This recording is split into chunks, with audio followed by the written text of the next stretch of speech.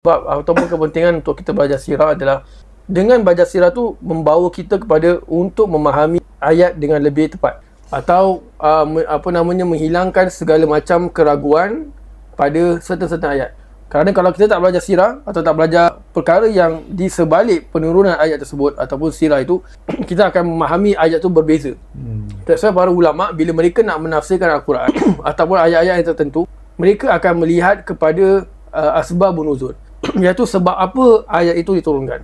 Ada ayat-ayat dalam Quran tu dia tak ada sebab, memang dia sabar nak turunkan. Alright.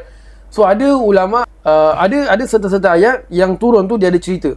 There's story, there's a reason behind the revelation itself. So di antaranya di antara ayat-ayat ataupun yang masyhur yang yang ada sebab tu adalah berkenaan dengan penurunan tentang ayat tentang orang yang melakukan sa'i.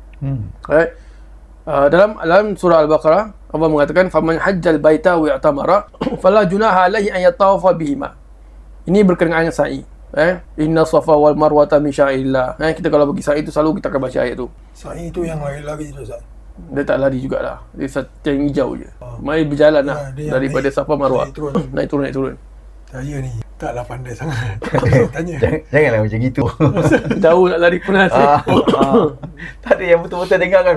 Rumah tak nak pergi lah. Murah pasal kena lari lah. Tapi ada jalan keluar sekarang. Sekarang diorang naik kad.